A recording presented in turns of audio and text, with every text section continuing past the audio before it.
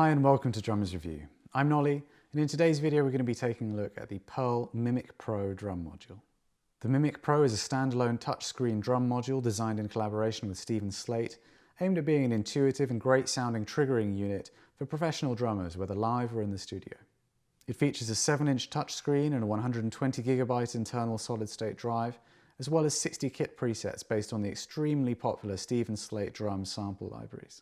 Audio quality is a big headline that Pearl are advertising with the Mimic Pro, and to that end it features 24-bit depth and audiophile grade Burr-Brown converters. It also has an internal recording capability, a metronome, and the ability to process your tones with onboard EQ, compression and reverb. Connectivity-wise, there are 16 1/4-inch trigger inputs as well as a stereo aux. You've got 6 1/4-inch outputs, expandable up to 14, as well as a dedicated headphone output. You've also got inputs and outputs for 5-pin MIDI cable, as well as an SD card slot and USB connection. The Mimic Pro retails at right around £2,100 and is compatible with most drum triggers and pads on the market.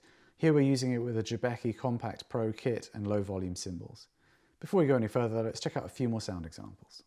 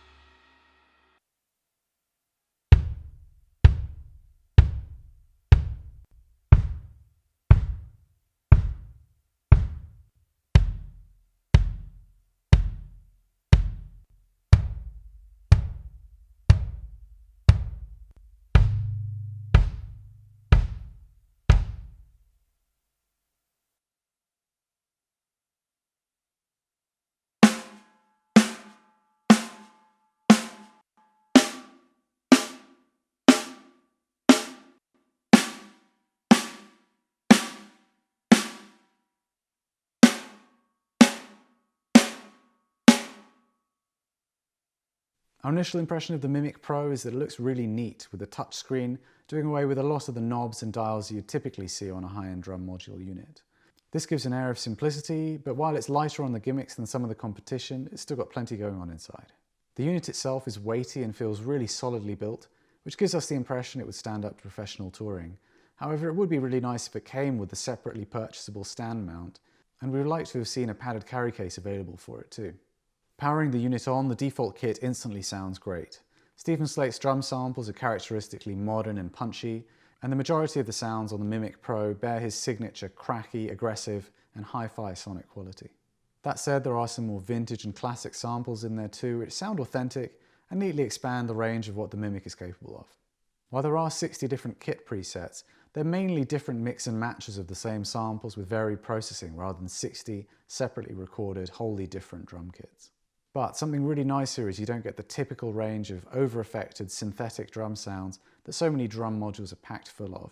With the Mimic Pro, they're all acoustic based and really quite usable, which seems appropriate for a unit which is designed primarily at professional use. It is worth noting though that you don't get any of the standard kit percussion sounds such as cowbell or stick clicks, but if these are really necessary, you can always load up your own samples via USB. The powerful bass drums and snares stand out as particularly satisfying, and we're pleased with the cymbals, which have a more cohesive quality than you typically get with an electronic drum kit. The toms have nice tones too, though it's here that you start to hear that dreaded machine gun effect that's plagued electronic drum kits since the beginning. Once heard, it can't be unheard, and unfortunately the snare suffers quite badly from it too, especially at the softer playing dynamics. Additionally, despite our best efforts at adjusting the velocity curves, we found that in general the dynamic response tends to be quite finicky, with lots of loud and abrupt changes in volume instead of a smooth graduation as you ramp from soft to hard playing dynamics. Looking at the literature, Pearl do claim that the Mimic Pro has a very natural dynamic response, but unfortunately that's just not what we found during the review. Some drummers might want to use the Mimic Pro for sound reinforcement, either live or in the studio, either completely replacing or simply augmenting the acoustic sound of their kit. For this purpose it's quite ideal and the tones are entirely appropriate. And usually when you're doing this, it's generally desirable if the sample is relatively undynamic, so any concerns about the volume ramp can be eliminated. Features-wise, the Mimic Pro is well thought out. One detail that we particularly liked was the ability to add different master processing to the main outputs and to the headphone outputs so that you could feed a different sound to the front of house than you do to your own ears.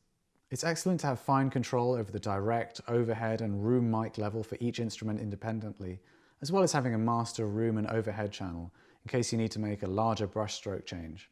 You can stack up multiple samples for your kick and snare drum, and the EQ, compression and ASDR processors are all really powerful in case you want to dig deeper into sound modeling. Another neat touch is the way that you can use the onboard recorder to create your own loops, then actually change and process the drum samples during playback. If we were to be picky, we'd say we'd have liked to have seen balanced XLR outputs, and it would also be nice to see an output for every trigger input so that you could feed your front of house or studio engineer every single channel to give him control over all the relative levels.